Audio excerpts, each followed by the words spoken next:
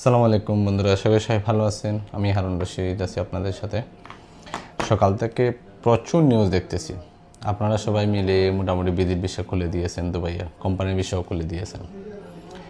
ভাই, কোনো একটা নিউজ পাইলে যারা নিউজ লিখবেন, যারা একটা আপডেট দিবেন, তাদের উচিত সেটা বিস্তারিত বলা। সবাই একটা শিরোনাম দিতেছেন, দুবাইয়ের সীমিত আকারে বিধির বিষয় খুলছে না খুলছে। ভাই, দুবাইয়ের যে বিধির বিষয় হইতেছে খুলছে সেটা আমরাও জানি, আমরাও দিতে পারতাম আপডেট, বাট আমরা দিতেছি না। এখানে সীমিত আকার বলতে রিকোয়ারমেন্ট দিছে যাদের অ্যাকচুয়ালি এই দেশের দরকার আছে কোনো। আমরা তো সব এখন পাবলিক মনে করেন যে আমরা সবাই আসতে চাইতেছি এই দেশে কোনো না কিছু করার জন্য। আসলে এটা এদের জন্য দেয় নাই।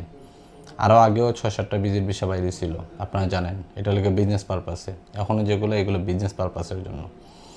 বাংলাদেশে যে এমবেসি আছে ওইখানে আপনার যদি এখানে আসতে চান, এরকম সিরিয়াস কোনো ইস্যু দেখাইতে পারেন, অ্যাকচুয়ালি আপনার এই দেশে কোনো দরকার আছে সেটা যদি দেখাইতে পারেন, এবং আপনার যদি ব্যাকগ্রাউন্ড খুবই ভালো থাকে, আপনার যদি পাসপোর্ট যদি ভালো থাকে, যেমন ইউরোপের জন্য যখন একটা অ্যাপ্লাই করা হয়, সেক্ষেত্রে আপনার যদি ভালো ব্যাংক ব্যালেন্স থাকে, সেই সব ডকুমেন্ট নিয়ে যখন আপনি বাংলাদেশে থাকা আরব আমিরাতের এমবেসিতে অ্যাপয়েন্টমেন্ট নেন আর এমনি যদি যাইতে পারেন, যাওয়ার পরে ওরা আপনার বাছাই করার পরে একটা ভিসা দেওয়ার সিদ্ধান্ত নিচ্ছে।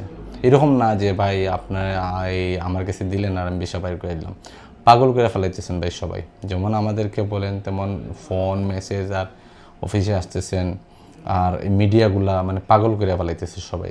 কী যে একটা অবস্থা, যে একটা জিনিসের অপেক্ষা যে আমাদের ধৈর্য শক্তি আছে সেটা নাই। যেটা একটা সকালে একটা নিউজ আসছে, এটা দেখি 2-4 দিন না, তারা কি বলছে না বলছে সবাই আপনারা মার্কেটিং করা শুরু করে দিলেন। কিছু কিছু এজেন্সি তো টাকা নেওয়া শুরু করে দিছে। এটার আমি মানে মিনিংটা বুঝি নাই আসলে। সত্য কথা যেটা নিউজ, এটাই হইল গিয়া কোনো বিধির বিষয় খুলে নাই বা কোনো কোম্পানির বিষয় খুলে নাই।